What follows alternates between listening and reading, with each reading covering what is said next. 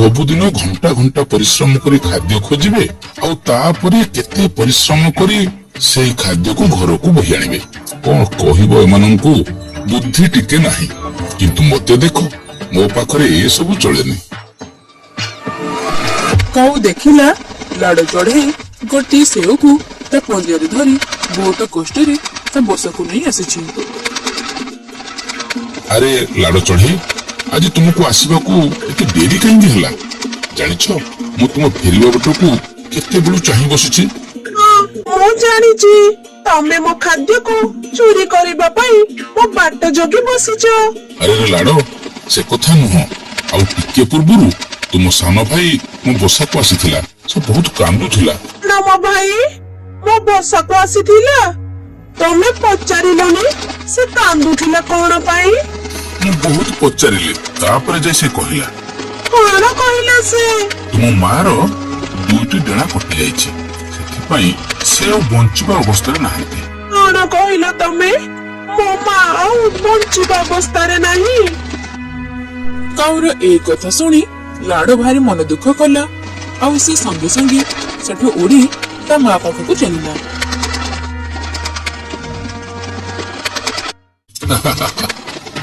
आपको ये कहती चालाकी बिना परिश्रम रे आज खाद्य खोजदेले। काऊ उड़ी उड़ी आसी लाड़र बसारे बसिला और खुशी रे से सेव को खाइला। वाह वाह वाह भारी स्वादिष्ट मजा आसीगला। जदि परिश्रम करी खाद्य खाई थांती ताहले एते मजा आसी नथंता। काऊ अधा सेव खाई देला और अधा को से बसारे तल को पकई देला। हाँ खाइबा तो ही गला। एबे टिके मजा मस्ती हे जाऊ। काऊ ए कथा कही जंगल आड़को उड़ी गला। से जंगल रे गोटे परिश्रमी पिंपुड़ी भी रहथाए। केते भारी बुटटाए एतिकी बाट आणु आणु मोर तो हालत खराब होई गलानी। पिंपुड़ी ए कथा कही से बुटरू अधा खाई देला। एबे बुटर ओजन भी टिके कमी गला और पिंपुड़ी से बुट को धरी ता बसाड़ को चलिला।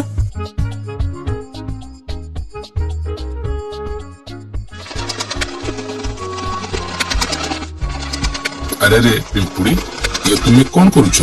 तुमरो तो जहाँ खाइबार थिला खाइलो पुणी ये खाइबा सब नहीं पड़े जाउछ। औ भाई मु सबुदिन खोजुथिबा खाद्यरु अधा खाए आ अधा मो घर को ले जाए। इटा पुणी की मूर्खामी? से अधा खाद्य को रखी की लाभ? सेही खाद्य को जो घर को नहीं आसुछ सेटारे तुमको परिश्रम होनी। ओ हेउची किंतु आम भविष्यत पई किछि खाद्य संचय करी रखिबा कथा ना। जदि काली के किछि असुविधा होई जाए मु जदि खाद्य खोजिबा पई जाई न पारिली ताहाले सेते बेले आमे कोन खाइबा? ये सब तुमर बेकार चिंताधारा। किंतु मोर सीधा कथा मन भरी खाइबी आउ जहा बंचिबो पकई देबी। काऊ एमिति कही से उड़ी गला। तापरे किछि मास बीती जाए। तापरे वर्षा दिन आसीगला। जंगल रे एमिति पवन बहिला। सेतिकी बेले काऊ मध्य ता बसारे आराम करुथिला। आहा केते सुंदर पवन बहुची भारी मजा लागुची। बस मु एमिति सोई रहिबी आउ किए आसी मो थंटरे अंगु जदि खुआई दियंता। सेतिकी बेले पवन टिकी जोर हेला और काऊर बसा डालरू तळको पड़ीगला। काऊ मध्य तळे आसी पड़ीगला। अरे बाप रे वर्षा आसुची मते तो जणा नथिला। किछि समय परी काऊ देखिला ता बसा पानी सुरे बहिगला और अन्य पक्षी मानकर बसा भी बही जाउची। अरे इसो कोन हे गला? एमिति हबो बोली मु केबे भाबी नथिले। काऊ एबे जोरे उड़ी भी पारु नथिला। पवन एते जोरे बहुतला जे ताको पछको ठेली देउथाए। नाई आउ हबनी। एबे मते कहा पाखरु सहाय्य नेबा पई पड़िबो। काऊ ए कथा भाबी से लाड़ चढ़ी पाखको गला। लाड़ चढ़ी ता भाईर काठ घरे रहउथिला। लाडो ओ लाडो ଲାଡ ଆରେ ଲାଡ ଚଢେଇ। କାଉର ଡାକ ଶୁଣି ଲାଡ କବାଟ ଖୋଲି ବାହାରକୁ ଆସିଲା।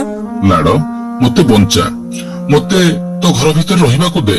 ବହୁତ ଜୋରରେ ବର୍ଷା ହେଉଛି, ପବନ ବି ବହୁଛି, ଆଉ ବର୍ଷା ପାଣିରେ ମୋ ବସା ବି ଭାସି ଯାଇଛି, ଆଉ ମୋ ଦେହ ବି ଭଲ ନାହିଁ। ଯା ତମେ ମତେ କଣ ସାହାଯ୍ୟ କରିଥିଲ ଯେ ମୁଁ ତମକୁ ସାହାଯ୍ୟ କରିବି? ଲାଡ ମୁଁ ଏବେ ବହୁତ ଅସୁବିଧାରେ ଅଛି। ତମେ ମୋ ମାର ପାଙ୍କୁ କଟିଥିବାର ମିଛ ଖବର ଦେଇ ମତେ କେତେ ହଇରାଣ କରିଥିଲ ନା। ମୁଁ ଭୋକରେ ସେଦିନ କେତେ କଷ୍ଟ ପାଉଥିଲି। ଏବେ ତମେ ବୁଝିପାରିବ ଭୋକରେ ରହିବା କେତେ କଷ୍ଟ। ଲାଡ ଏମିତି କହି କବାଟ ଦେଇଦେଲା। ଏବେ କାଉକୁ ତାର ଭୁଲର ପଶ୍ଚାତାପ ହେଉଥିଲା। ହଁ, ମୋ ସହିତ ତ ଏଇଟା ହେବାର ଥିଲା। ନା ମୋର କର୍ମ ଭଲ ଥିଲା, ନା ମୋର ସ୍ୱଭାବ। ସେଇଥିପାଇଁ କେହି ବି ମତେ ସାହାଯ୍ୟ କରୁନାହାନ୍ତି।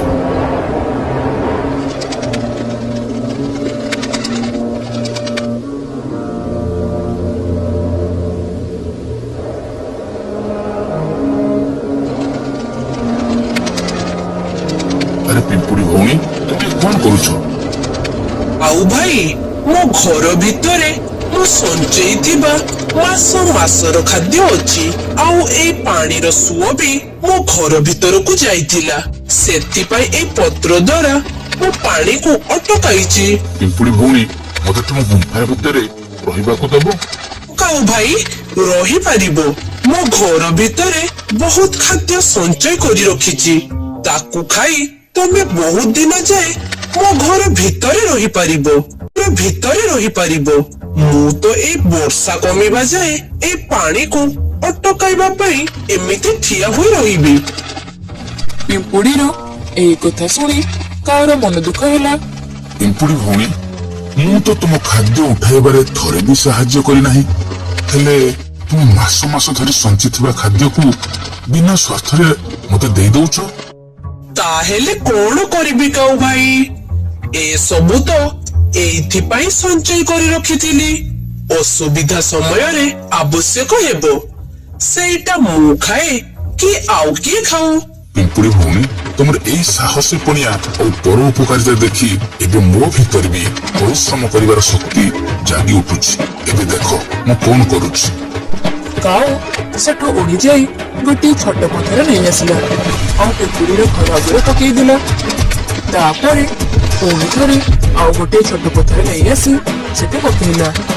ଏହିପରି ସେ ବହୁତ ସମୟ ଯାଏ ପରିଶ୍ରମ କଲା।